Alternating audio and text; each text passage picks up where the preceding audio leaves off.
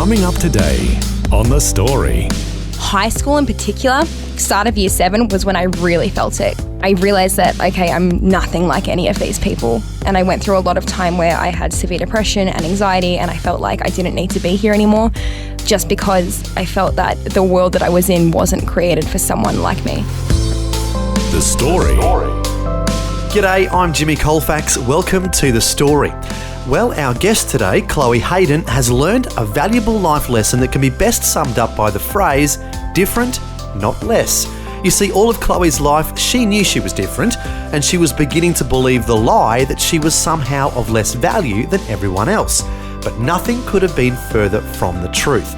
Today, we're going to hear Chloe's story and how she was eventually diagnosed with Asperger's syndrome, a term that she likes to shorten to simply Aspie. This explains the name of her website, Princess Aspian. Also joining us today is Chloe's mother, Sarah, who will provide us a parent's perspective. They're both having a chat with Eric Scatterbo. Chloe and Sarah, welcome to the program. Thank you for having us. Thank you for having us. Glad to have you with us, and I should say that Chloe is here with me in the studio, and Sarah is joining us via the telephone from her office in Geelong, where she is a social worker specializing in autism. So, Sarah, this is part of your everyday life, explaining what autism is all about? It is, absolutely. So, yes, both in my home and work life, you could say that autism is, in my life 24/7. Okay, and I think we should start off defining some terms here. If somebody had never heard of Asperger syndrome or Autism Spectrum Disorder, how would you explain it to them? Well, I guess the basic definition of autism is that it's a developmental disorder characterised by difficulties with social interaction and communication with restricted and often repetitive behaviours. Asperger's is on the autism spectrum but has up until recently been defined as its own sort of criteria. Nowadays, we tend to label it as ASD level 1, 2 or 3. Level 1 is what used to be called Asperger's, is now ASD level 1. And it means that the person with autism has usually got a normal to high IQ, often very good language skills, but they really still struggle with their communication difficulties and things like social skills, whereas somebody with a level 3 autism diagnosis would require substantial support and often have very severe deficits in verbal and non-verbal social and communication skills, and often has enormous difficulties in their actions. Okay, so when you hear somebody say, oh, they're on the spectrum, so it could be from very severe on one side of the spectrum to slightly noticeable. Is that how you put it on the other side, or how would you characterize the other side of the spectrum? Exactly right, Eric. So, it's a spectrum because it is vastly different from one person to the next, and I guess that's one of the difficulties in the change of calling it ASD level 1, 2 or 3, or just saying it's on the spectrum, I think. And Chloe can certainly add to this herself because she's the one that has Asperger's or autism level 1, is that there used to be a very definitive difference when you say that you have Asperger's. I guess for that person it's a lot clearer in what they struggle with and what they don't struggle with. So it's so it's now sort of changed from that Asperger's to ASD level 1. Okay, and it's one thing to read a dictionary definition or hear the clinical definition, but it's another thing to experience it yourself. Chloe, when you talk to people, how do you usually tell them what it is? I think, the thing is, Asperger's is going to be different for everyone. Just like every neurotypical person is different, everyone on the spectrum is different. But the way that I found best describes it in a way that I feel like most people that are on the spectrum can relate to is it feels like you've crash landed on this alien planet. And this planet... Oh, is that right? Yeah, well, it's like, that's kind of the way I describe it, mostly to kids, but I've explained it to adults too, and they're like, oh, yeah, that makes sense. But the way I describe it is it's like you've crash landed on this alien planet, and it looks a lot like your home planet, but there's a lot of differences which only you seem to be able to see. So... Oh, wow. So what's an example of one? Okay, so things like... the lights on this planet are really noisy and very bright, whereas everyone else sees them as, quite dull or quite normal. People interact in ways which don't necessarily make a lot of sense, and they say things they don't mean, like metaphors, like it's raining cats and dogs. Tell us about that. So you were like 12 years old, and your mother said it's raining cats and dogs. How did you respond? I went outside genuinely expecting to see cats and dogs, because if someone says something is real, I'm going to believe it's real, because that's what words mean. So are you saying that a lot of people who have Asperger's yes. don't do metaphors. Is that what you're saying? No, metaphors, sarcasm. There's like a whole book. I don't remember what it's called, but there's a whole book I saw a while ago, and it was, these are what metaphors are, and this is what the actual meaning is to like help people on the spectrum to, get the gist. But yeah, like I remember, like Mum said, it's raining cats and dogs outside. Genuinely expected to see cats and dogs outside. Didn't. Was really disappointed. Was really upset because I thought I had been lied to. But it was a metaphor. So that would be one of the examples. Do you remember this, Sarah? Absolutely. It's not one of many examples in our life. Now we're going to talk about more of Chloe's journey. But first, let's go back to finding out about your family background in general. Yeah, sure. So I myself grew up in a non-Christian home. At the age of 20, I fell in love with a non-practicing Irish Catholic would be the best way that I could explain my husband's faith, I suppose. He was very much a go to a Catholic church at Christmas and Easter type of person. And I would just tag along with him, I guess, as a duty of his wife over the years. Never really thought much of it and didn't really have much interest in faith at all. I didn't really participate in it, but I was happy to go along, happy to get the children baptised Catholics when they were young, but again, it didn't mean anything to me. I never knew anything about, God or the Bible or Christianity or had any interest whatsoever in finding out about that religion. For me, it was just non-existent.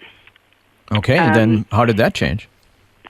So we, I guess, started off with having Chloe. We were quite young, in our early 20s. I was told that I would possibly never have children due to a couple of medical conditions that I had, and so we were blessed to have Chloe not long after we were married. And it was in those first few years of marriage that Chloe was she was what we used to call a quirky little genius. She was our first child, and we didn't really know any different, but she wasn't always the easiest child. My husband was working ridiculously long hours, often away from home, and we sort of found ourselves often wondering if this was what family life was going to be like, and was there anything else. And there was a period, a few years into our marriage, when my husband was offered a job quite a few hours from home, and we decided to take it and sort of pack up our family and move actually down to Portland on the southwest coast of Victoria. And it was funny because I had been searching and struggling for a while for, I guess, looking for a faith. I'd sort of started looking at things like Buddhism and all sorts of other things, knowing that there was something out there, but I wasn't quite sure what it was. And I hadn't really been speaking to my husband much because I was very much on my own journey. And it was actually the very week that we moved down to Portland, and I opened up the local paper one day and announced to my husband that I thought that we should go to church, and he was surprised because it was neither Christmas nor Easter, and I was suggesting going to church. Hey, this is something different. Absolutely. And the first thing he said to me was, "We'll find out where the local Catholic church is." And I actually said to him, no, I just want to go to a church. And he was a bit confused and unsure as to what exactly that meant. And we found an ad for what was advertised as a community church. And we thought, well, that sounds interesting. Let's go along to that. So, looking back on reflection, I cannot put it down to anything except for God obviously was moving very strongly in my life, because up until then I'd never had any desire to seek out a church. I'd never looked in the paper to try and find a church, and I still am not quite sure, except for the fact that it was definitely God, as to what led us there. So my husband, I think, was intrigued that I was suggesting it and was quite happy to go along. And so 10 o'clock on the Sunday morning, I think Chloe reminded me this morning that the actual reason that we chose that one church out of all of the other ads in the local paper was that it started the latest at 10 o'clock. And at that time very spiritual, very spiritual. Very spiritual. And at that time with three children, we thought, oh, that's not too early a time to get up and find a church. And I also liked the fact that it was advertised as a community church. I wasn't even sure what that meant, but it sounded nice. Yeah. And we'd just moved to the area, so I thought, well, it's a nice way probably to meet people. And lo and behold, a couple of days later, we found ourselves in a community church at 10 o'clock on a Sunday morning, and our kids were as confused as my husband was as to what we were doing in church when it wasn't a holy celebration, and so there was no reason to be going there. But very quickly and powerfully, within weeks of both my husband and myself and the kids going there, we were, I guess the only way you can say it without sounding corny, is we were all powerfully saved. Wow. So, yeah, it's quite a strange journey to Christianity. I like to explain it that there was a God-shaped void in my heart, and we were looking for that to be filled, and it wasn't going to be filled until we found exactly that. And your husband became a Christian as well? Absolutely. So within weeks, we were both water baptised. He even looks back. Wow, you guys now, weren't messing around. You went. No, we weren't. Not the whole family. He looks back now, and even he says that God must have put blinkers on his eyes, because as a non-practicing Irish Catholic, he said that he never would have stepped foot into the kind of church that we actually turned up at. Yeah. And then within weeks got water baptised, and were immersed very quickly and very deeply into the church and into the faith, and became servants in the church. And you were immersed very deeply, literally and figuratively. Absolutely, with the water baptism. were. Absolutely, yeah, that is exactly correct. I couldn't pass that one up. Yeah, and he looks back now and sort of says, "Wow, he can't actually believe that he went along with it, because if he stopped and thought about it, he wouldn't have." Yeah. I don't want to give too much away, but at one point he became a lay pastor. Is that right? Exactly right, yes. So he still passionately serves in church, especially in men's ministry, is where his heart is. He works full-time in a totally different industry, but, serves and loves the church. Okay, so Chloe, growing up, initially your parents just went to church twice a year. What did you think when they started to all of a sudden go to church? I guess I kind of had the same thing as Mum. I was like 12 when I started going to church, so I didn't really have it on the same level, as in the whole I'm searching for something. But I remember growing up, I'd always been almost kind of scared of church and kind of scared of what religion was. I went to a Catholic primary school, and, we did like mass every couple of days or whatever at school, and the teachers there were very religious Christians, if that makes sense. That they were the sort of Christians that go, this is how it is, and you can't be different, and you have to act like this and be like this, and if you're not this, we're going to treat you differently. And one of the schools I went to, it was in primary school in prep, and we had a candle that the priest would come in and light, and we could only pray if that candle was being held. You weren't allowed to pray to Jesus unless you were holding a candle that the priest had lit. Yeah, it was a bit, but I was holding the candle. It was my turn to pray, and I sneezed on it, and the candle blew out. And and I was like, oops, silly me, like whatever. And the teacher was horrified and screamed at me and kicked me out of the classroom and gave me a detention saying, you blew out Jesus Christ. Now no one is able to pray today. Are you serious? Not kidding. Like, really? Not kidding. So my initial reactions to Jesus was, oh, this guy's pretty scary. I don't know if I want to hang out with him very much. I sneezed and he went away. I sneezed on him, and now we're all doomed. So I didn't really, I was like, oh, don't know. But then I single-handedly blew out Jesus. Yeah, totally. Wow, that is bizarre. Yeah, so my initial reactions to Christianity was like, oh, this is a bit peculiar. But then when I was 12 and we went to this church, I liked it. Like we had a cool band there, and there was like the bass guitar and the drums and stuff, and I was like, oh, this is fun. This is cool. I like this.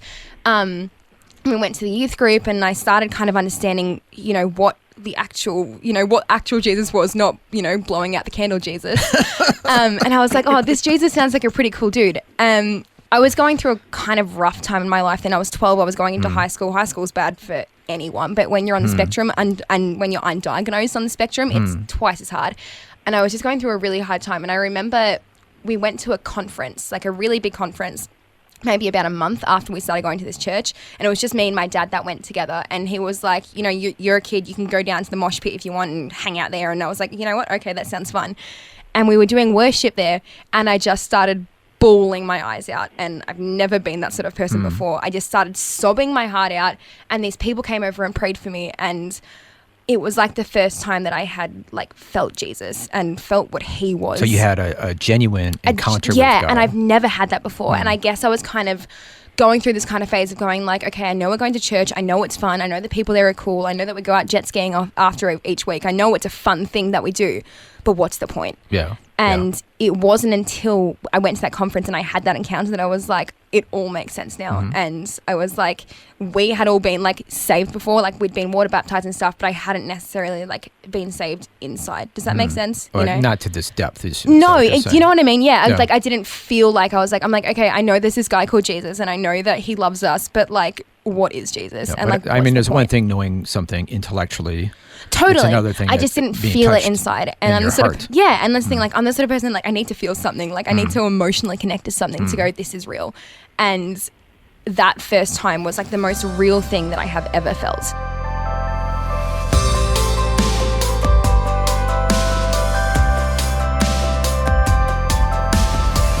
You're listening to The Story. Today, Eric Scatterbo is chatting with Chloe Hayden, who's a young woman with Asperger syndrome, who's also an advocate for young people diagnosed with Autism Spectrum Disorder, or ASD. Also joining us is her mother, Sarah, who's a social worker specialising in autism. We'll hear more of Chloe's story when we return. The Story